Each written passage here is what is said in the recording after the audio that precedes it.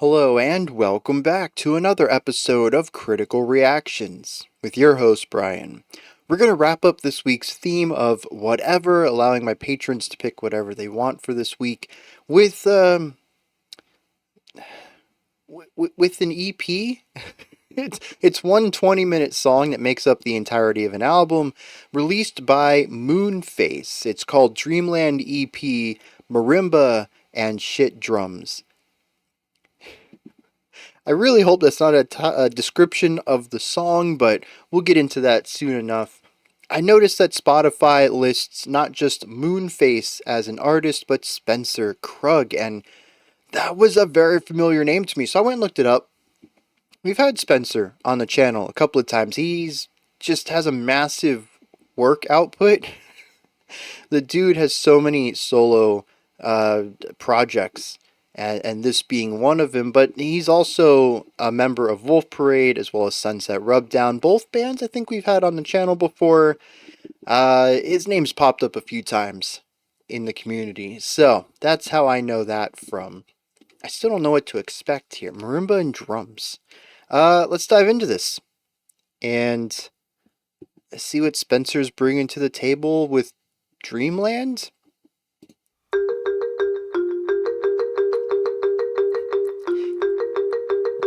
Well, that's the marimba. Now I'm kind of scared. I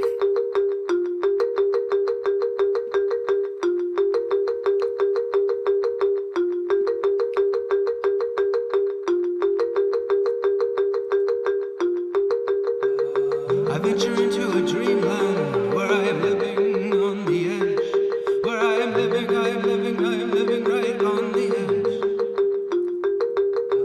And where I am the chameleon, and so I am the moon-faced flower child. I am the moon-faced flower child, I am.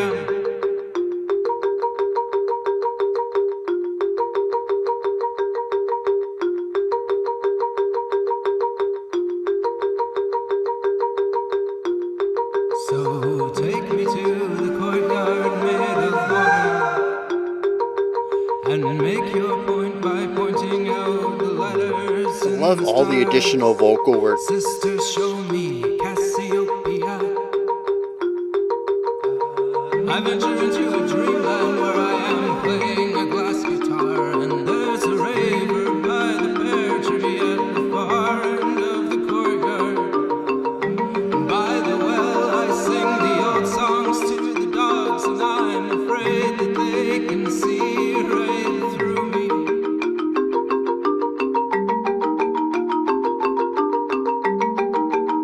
I thought we had some sort of out of phase melody going on, but I'm pretty sure the cycle is the same on all three of these marimba parts. How much I love you with this handstand. I can breathe under the water. I can hear your muffled laughter. I can feel you coming through the walls. And then we ran through the rain. You took me up the stairwell. Okay, that's kind of fun. I was lying around with chameleons. I was hanging around with bitches. I heard that there's a war on, and I'm sure that they're not with us. No, no, no, no, no. No, no, no, no, no, no. No, no, no, no, no, no. No, no, no, no, no, no.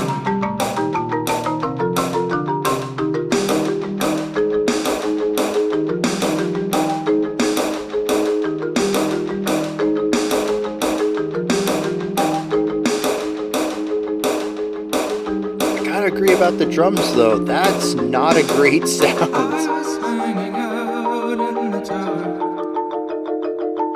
The tower overlooked the sea. I saw him check the girl for a fever by pushing all his fingers. So chords on the left, swirling idea on the right. He's just reading her mind. He's just reading her mind. He's just reading her mind. He's just reading her mind. He's just reading her mind. I ventured into a dreamland where I can say this and you'll believe I've been here before. Oh, I know your face from the last time I dreamt I was some losing control. reverse sounds over here on the left. I was lying around with a millions. I was hanging around with bitches. I hear that there's a war on, and I'm sure that they're not with us. No, no, no, no, no. No, no, no, no, no, no. No, no, no, no, no, no. No, no, no, no, no, no, no. All through the sky, all over the ground, I was looking for you when the rain came down.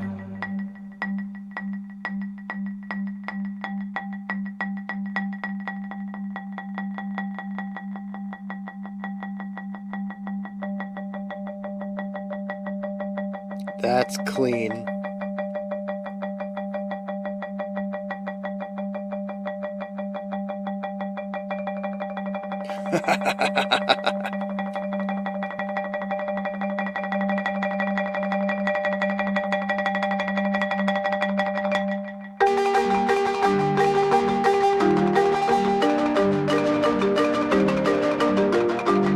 Is that a guitar in the center? It's on the It was distorted, whatever it was, heavily altered.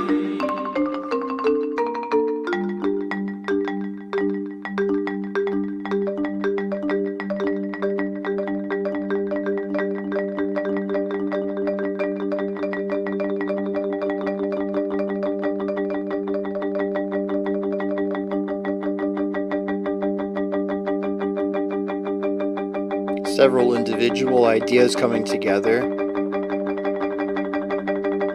Oh.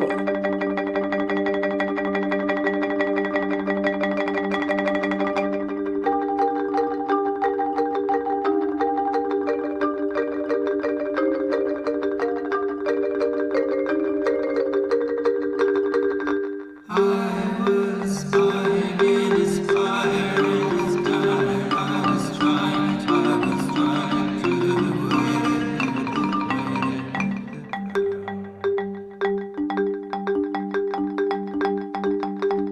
It's interesting, every time the song gets going again, it just quits out for another one of these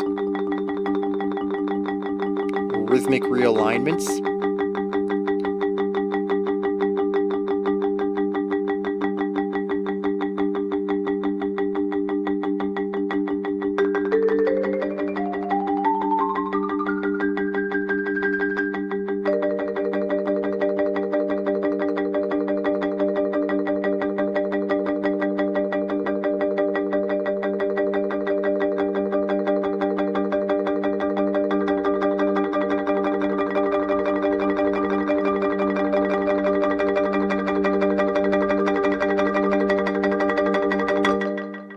all through the sky, all over the ground. I was looking for you. You were dipping in the water like a beauty. Did you think about your man out in the whirlpool sea? So good.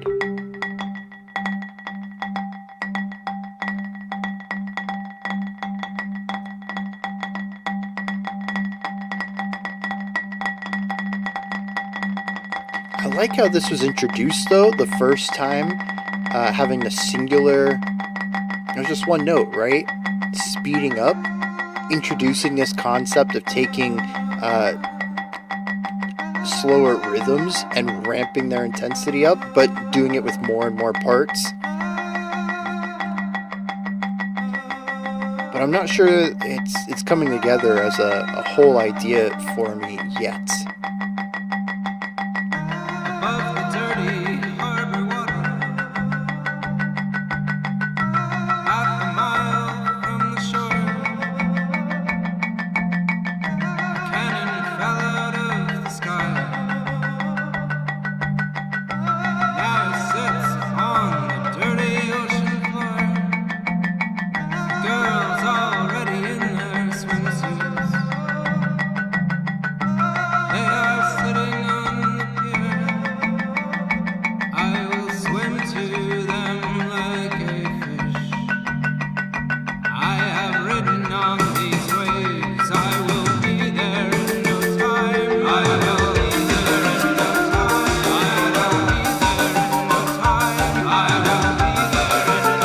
the drums aren't as bad as I remember that first snare beat. The snare is still very treble and staticky, very white noise. But it fits the aesthetic.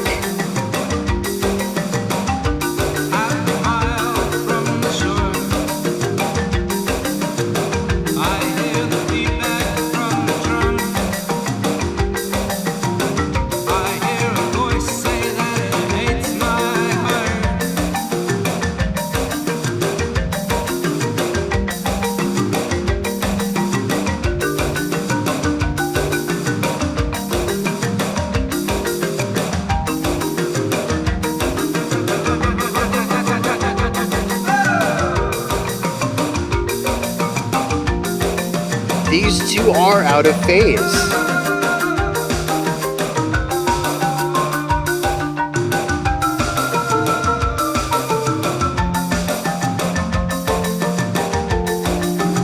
That's a lovely little dual idea there. But no, they were out of phase by one beat each.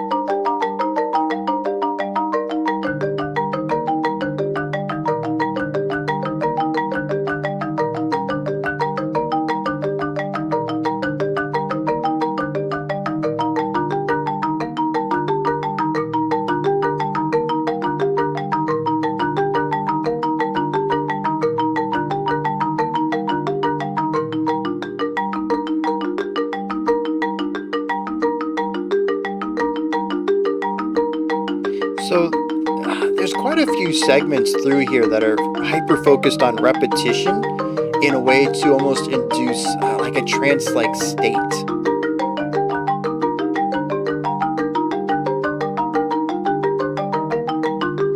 See, I'm trying to figure out if this is out of phase too. I'll talk about being in and out of phase in the analysis if you don't know what I'm talking about.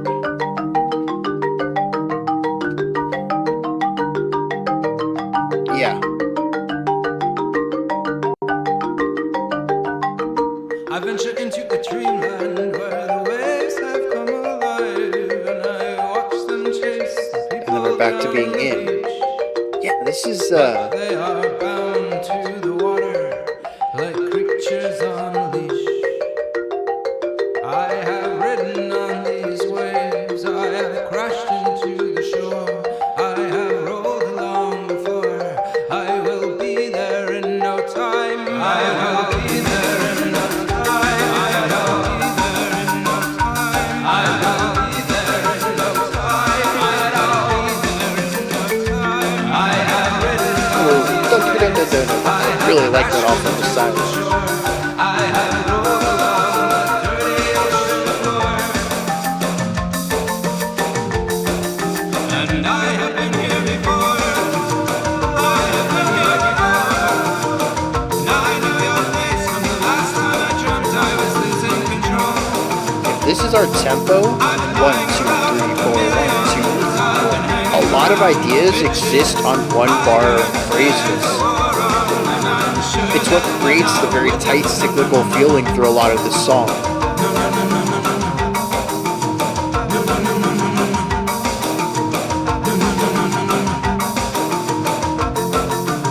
I venture into a dreamland where I have raced upon the water. Once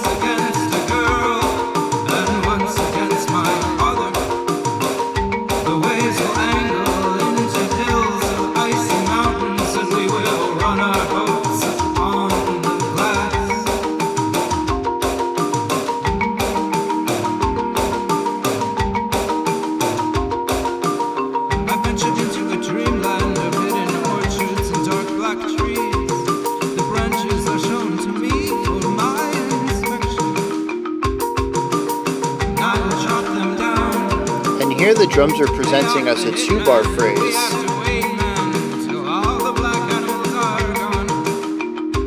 The first bar doesn't have the end of it. We have the... Oh, of course. We changed it up as soon as I wanted to point it out. There's a break for the last beat and a half of the bar. Just silence from the drums.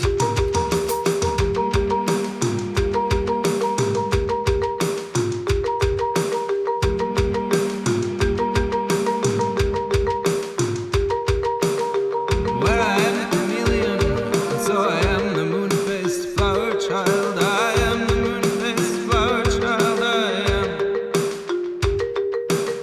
I ventured into a dreamland where I am living on the edge.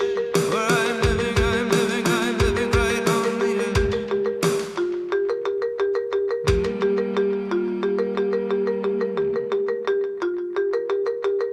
This is how the song started, right?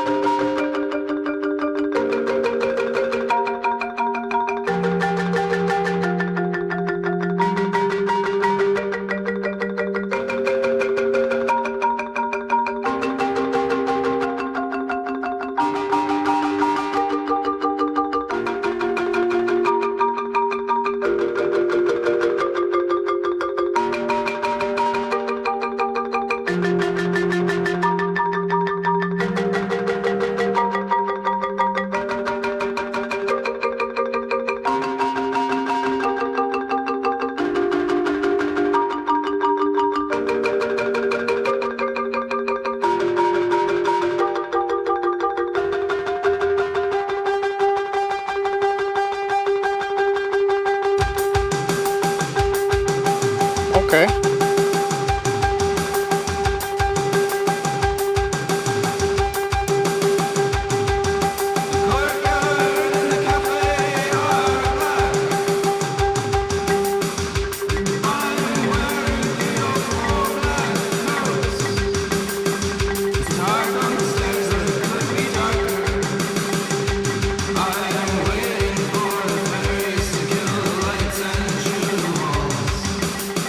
They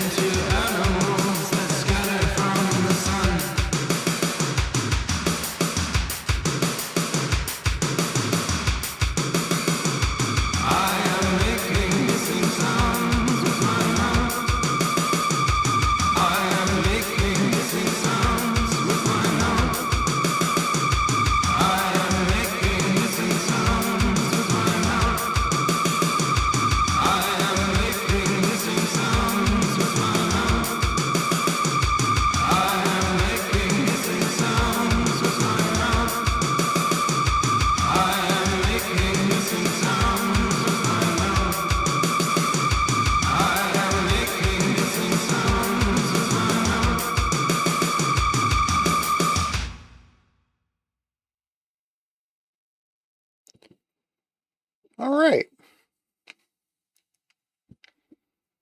Initial impressions. I liked what it was doing at the start, and since it does that pretty much the entire time, I do have an appreciation for the entirety of the song. In fact, there are even some parts closer to the end of the track that I still found engaging, interesting to listen to. I think the concept here of layers of vocals and marimba all coming together to create rhythmically and harmonically interesting and conflicting and contrasting ideas is a very cool concept. And I think a majority of the time on individual ideas, I enjoyed what was happening. As y'all know me though, I'm not a huge fan of hyper repetition, and 20 minutes of very similar ideas tended to leave me neutral more often than engaged. And there are certainly some times when a random chord or harmony would play, or a melody off of usually two or more of the marimbas, or a vocal stack would come in and just totally warm me. It just sounds so great and put a big smile on my face. But those were fleeting. And I found the ending to be the most monotonous part of the song. Both the actual outro itself, the final minute or so, but also the lead up into that. It's almost as if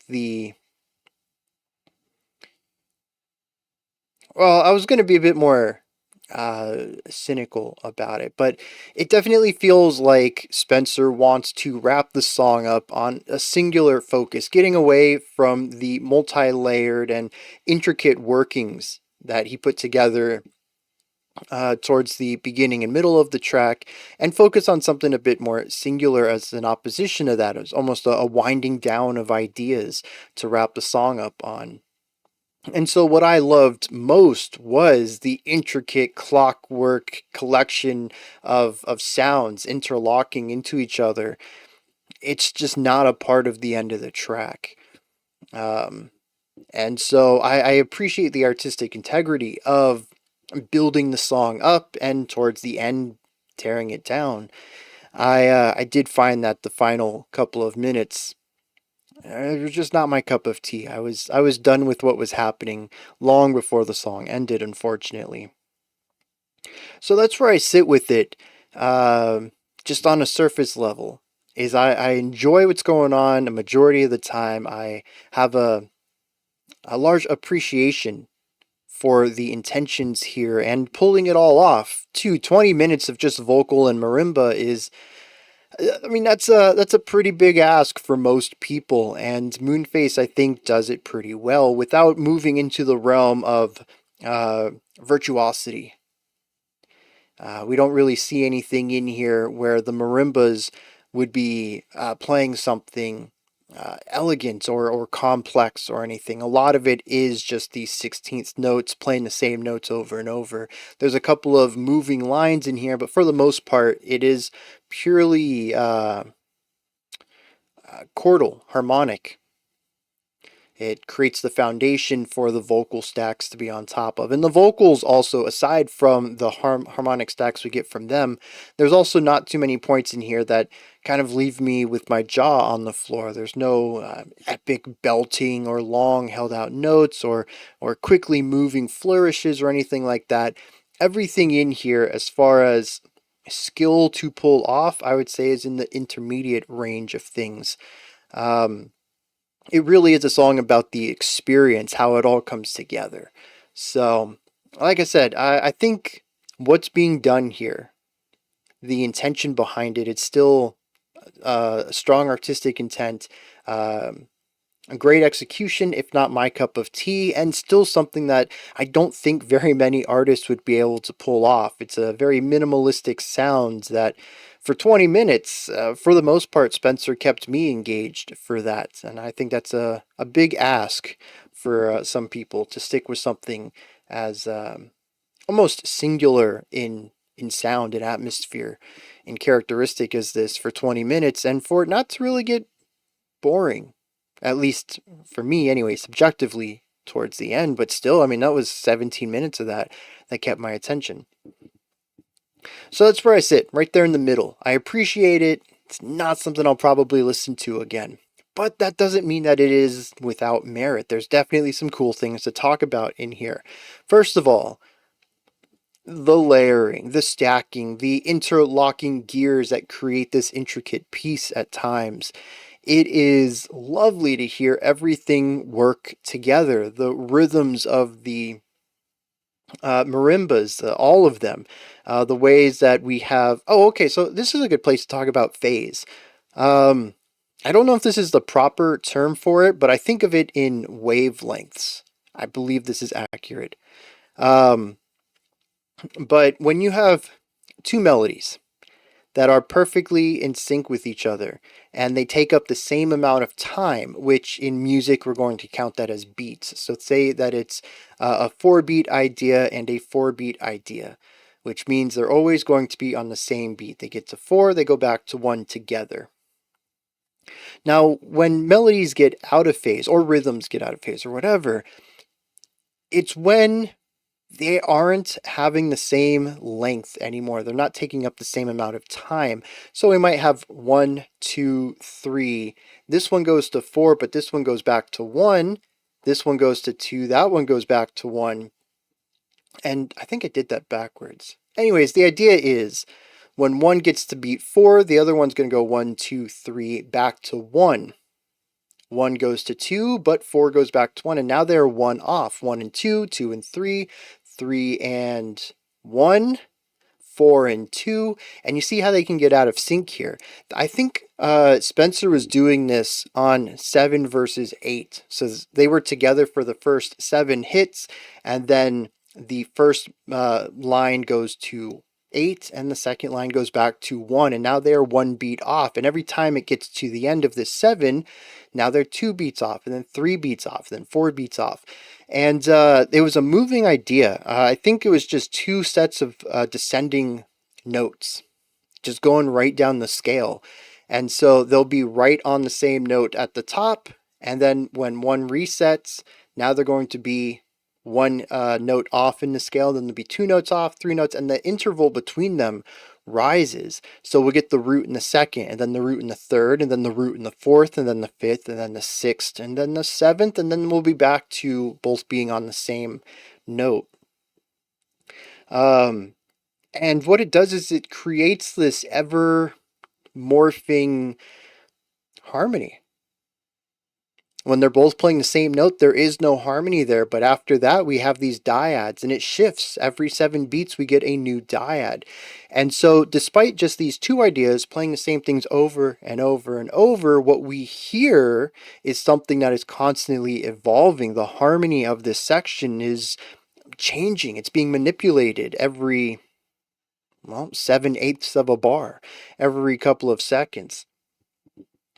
Now, I think Spencer does this multiple times, not just with this, although this was a specific idea that I remember happening in here. But I also heard it with all 3 marimba parts doing, I don't think they were descending. I think they all had their own ideas, but this one was like a 3-beat melody. This one's like 4-beat melody, and it's like a 6-beat melody or whatever. And so we would hear different parts of the melodies aligned with different parts of the other melodies instead of always hearing the same parts at the same time with the other parts. And it allows it to feel very organic, like it's being like it's shifting its form in real time.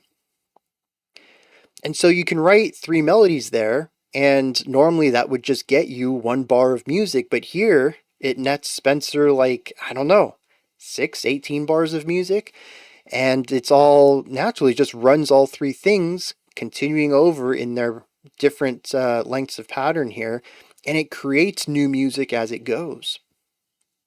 And I think Spencer does a lot of that in here. The first time I heard it, I wasn't too sure, and the section that came after, both of the marimbas were in phase with each other, so I was like, oh, maybe not. Maybe, I was just hearing things. But the more I listened, the more I found this to be a composition technique that he uses in his music. So I'm gonna go on my gut here and say it was probably like that at the beginning as well.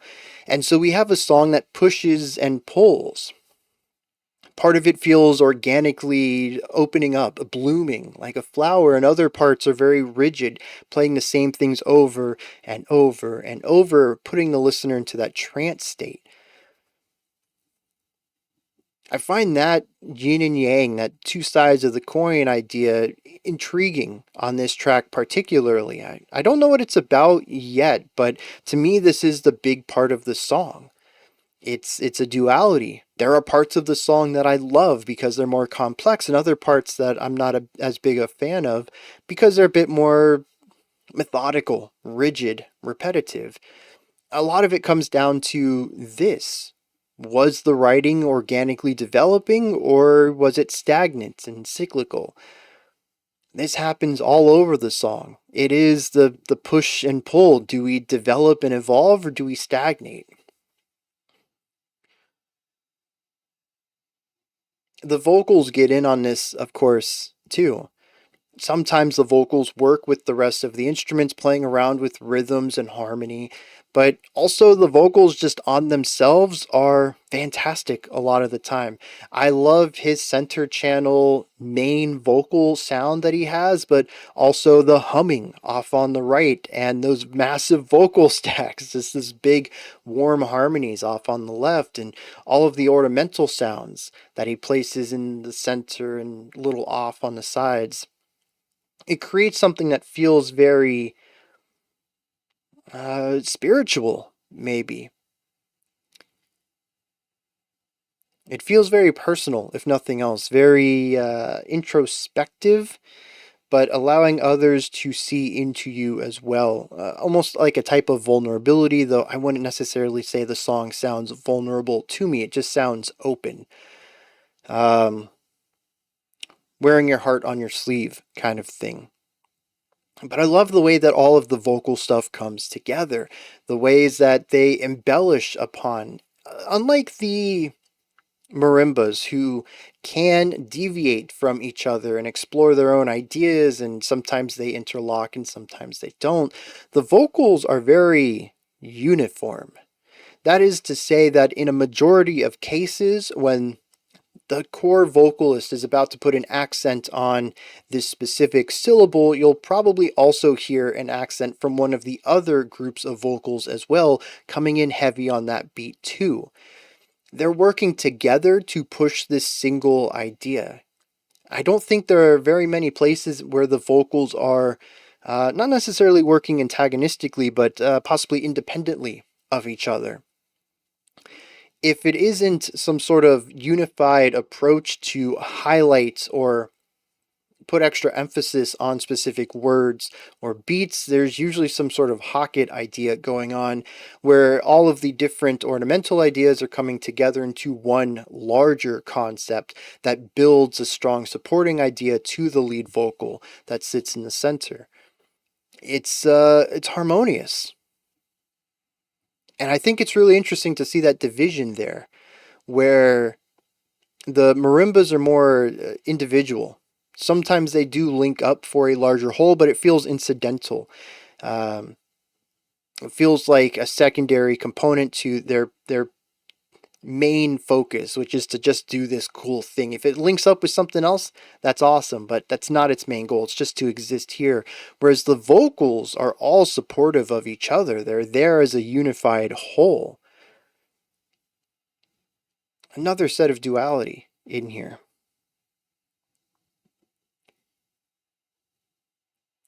Now, there is one other instrument in all of this.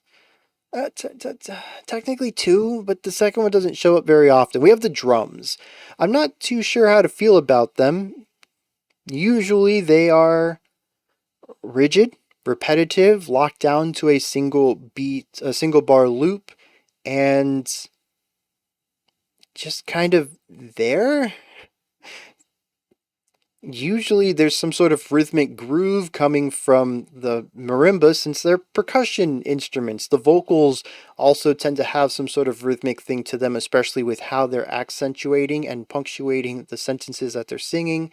I feel like the drums are secondary. And I think that the composition supports that read. The drums rarely do anything other than just emphasize the downbeats, which are very much emphasized already in the the marimba, which is frequently just playing quarter notes, eighth notes, or 16th notes, and regardless of any of them, the downbeat always gets an accent.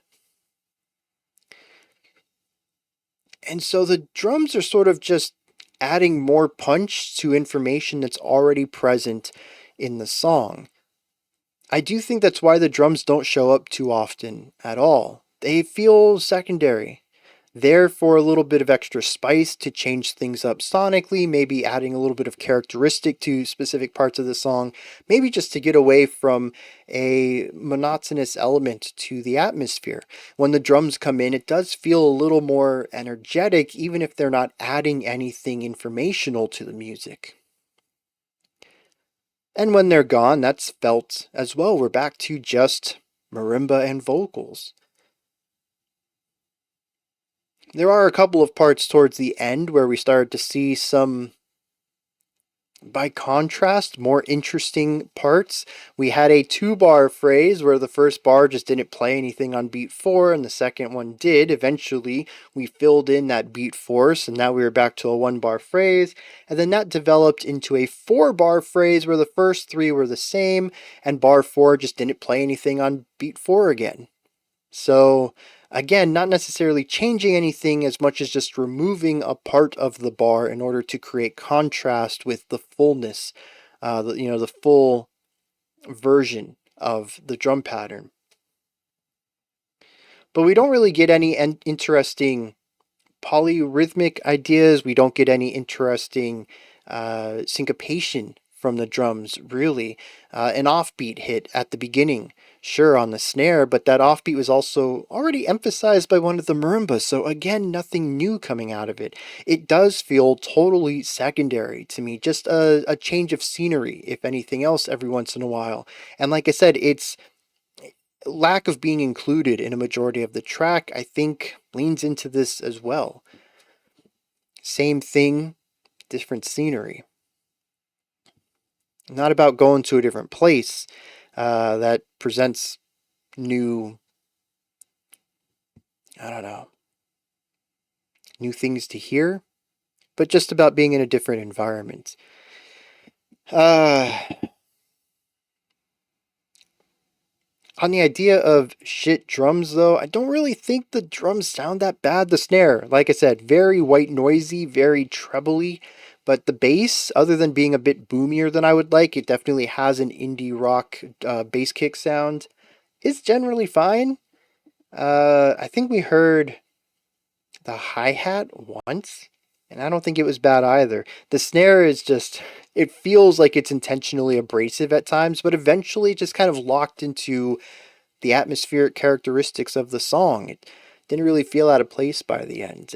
And honestly, if it wasn't titled that, I might not have mentioned anything about it other than just, wow, that snare was kind of trebly, and I would not have thought that it was bad in any way, just an artistic choice. It's interesting that he names the song that then. And that's kind of it.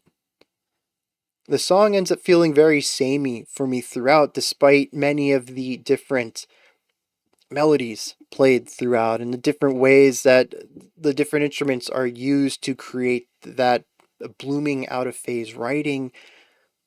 It's all very sonically similar from start to finish, and it can all blur together really easily. In fact, I would say that around the 13-minute mark, when I realized the song's probably just going to do this, and I just allowed it to wash over me for a little bit, see if I could find any emotional connection to it, I found that the song turned into a whirlwind, a bit of a blur. I stopped focusing on the details and just started taking it in, and it doesn't really change much. It's only when I'm looking for the differences that I can feel the song moving or changing in any way. It's interesting then that while the individual ideas are constantly changing and evolving and being manipulated, especially when things get out of phase and you can feel that evolution of sound in real time, The song as a whole moves at a glacial pace. It doesn't really want to leave what it's doing ever. On the macro level, it's static. On the micro level, it's ever moving. It kind of reminds me of life. If you just look at your skin, it looks normal. Nothing's changing. Colors aren't warping or anything like that. But if you take a microscope to it, there's life there, a lot of movement.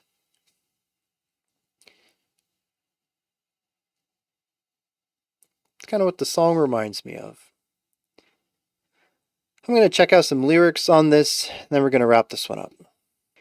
So, with a song called Dreamland, I think it's really easy to want to read the lyrics through the lens of a dream, and I think that on the surface that works. In fact, the very first line is I venture into a dreamland. From here, the descriptions are bizarre. None of the actions of any of the characters make any sense. Majority of it is just a description of what this person is seeing, and the environment changes rapidly. We start with courtyards made of water, and pointing to letters in the stars.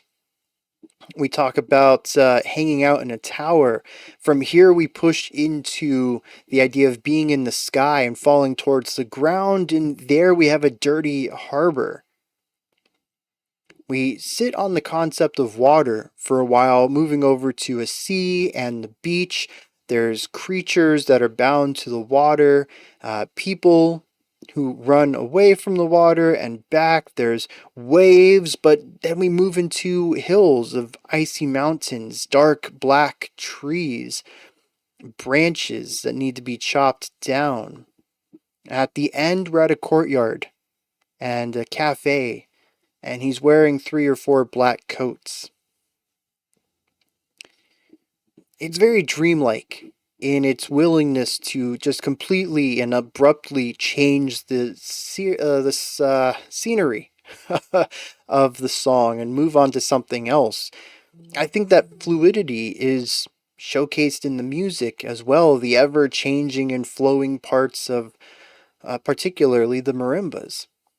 But I think if we view it through this lens of a dream, I don't know about you, but even when I have dreams where in the moment it feels like things are so chaotic, well, I guess when you think back on it, you're like, wow, that dream was weird, right? We did this and then this and then this. And they're like totally different ideas. But like when you're in the dream, you just go with the flow. It all bleeds together into the dream. And I wonder if that's the push and pull of the song. What a dream feels like in the moment versus what it feels like when you're remembering it later. The chaotic and ever changing scenery and ideas versus it just being its singular self. The dream. I don't know. Now, talking about the details of the lyrics, though, I can't make heads or tails of it. Some of it may just be him reciting dreams he's had, kept a dream diary, used a few of those entries to write some lyrics, and called it a day. I think that would be a plausible explanation for this, but it could also have a deeper meaning that I'm just not privy to.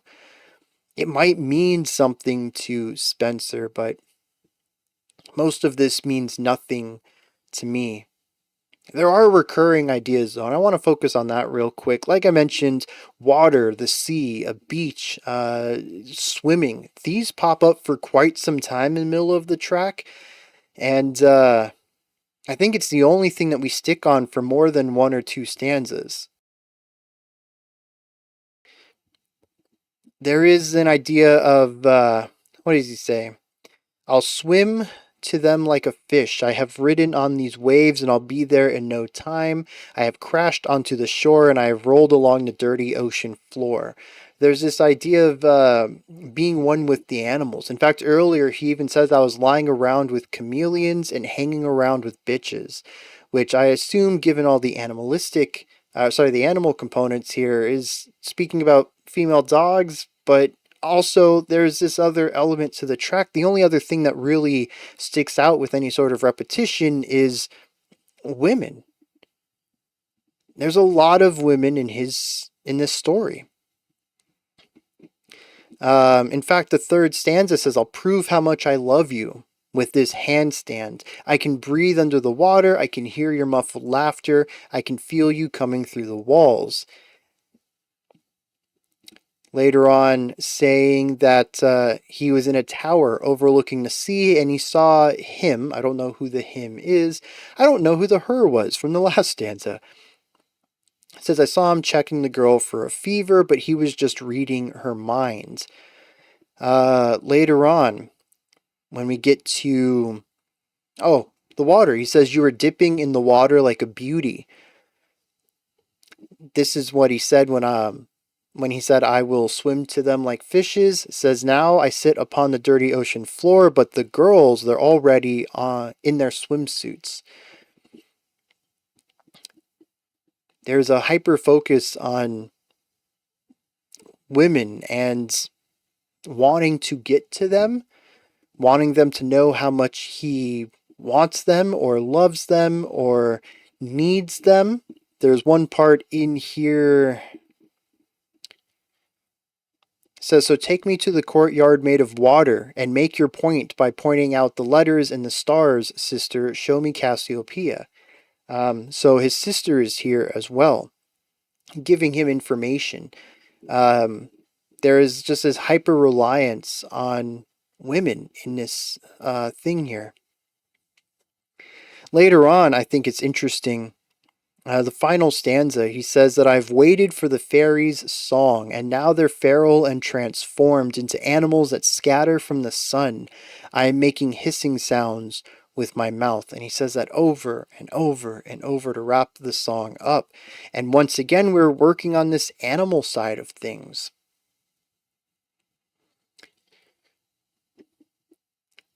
The other thing that sticks out with me is the only repeated phrase in this entire song that isn't within its own stanza, because he repeats a lot of lines a lot, just saying the same thing over and over, fitting into that repetition that the music can fall into at times. But as far as reusing a line from earlier in the track, it says, "I am the chameleon and I am the moon-faced flower child. And I venture into a dreamland where I'm living on the edge." I don't know what a moon-faced flower child is, but the idea of being a chameleon would be one who fits into many situations. Him transforming between all of these animals, and at the end making hissing sounds himself. I don't know what it all means. Like I said, a very simple, casual read of this would be like, oh, it's just dreams.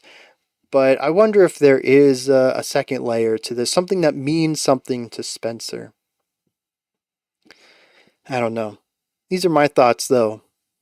Moonface's Dreamland EP, what did you think of this track? Is there anything that stood out to you? Anything that you would like to add on to what I said, or correct me on if I misstated something? Maybe you have your own interpretation of this song.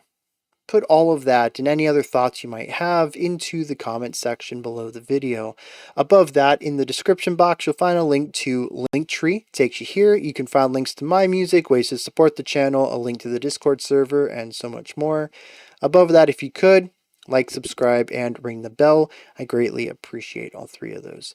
All right, that wraps it up for this week. We do have some new music coming after this. Tomorrow, 5 p.m. Eastern Standard Time, 10 p.m. UTC, we have an album review. Sunday morning, we have our live stream, 11 a.m. EST, 4 p.m. UTC. And then Monday, we'll be back with next week's theme. We're going to be looking at some of y'all's favorites from 2024, doing a year in review. And at the end of that week, I'll put out my album of the year video as I do in January. All right. Until next time, remember to be critical, not cynical, of the music you listen to, and have a fantastic morning, afternoon, or evening, whenever you choose to watch my videos.